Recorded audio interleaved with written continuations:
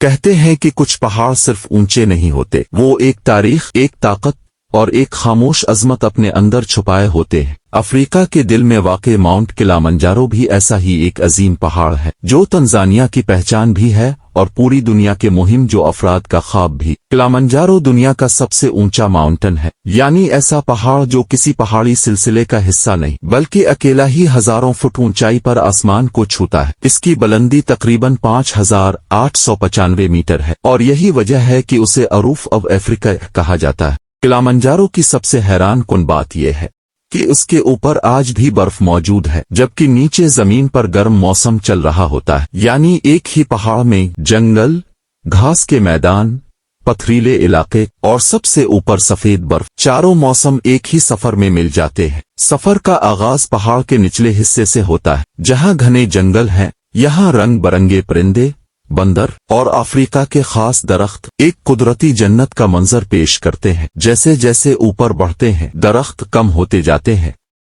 اور ان کی جگہ کھلے میدان لے لیتے ہیں۔ یہ منظر اتنا خوبصورت لگتا ہے کہ بندہ چلتے چلتے رک کر صرف قدرت کو دیکھتا رہ جائے۔ اور پھر وہ مرحلہ آتا ہے جب سفر سخت ہونے لگتا ہے، پتھریلا راستہ، ٹھنڈی ہوا اور آکسیجن کی کمی۔ یہ وہ مقام ہے جہاں انسان کو اپنی ہمت، اپنی طاقت اور اپنے ارادوں پر بھروسہ کرنا پڑتا ہے۔ کلامنجارو کا سب سے مشہور راستہ روٹ کہلاتا ہے، جسے کوکا کولا روٹ بھی کہا جاتا ہے کیونکہ یہ نسبتاً آسان سمجھا جاتا ہے، جبکہ روٹ دنیا بھر کے ایڈونچر لیورز کی پسند ہے، کیونکہ یہ راستہ خوبصورتی اور چیلنج دونوں سے بھرپور ہوتا ہے۔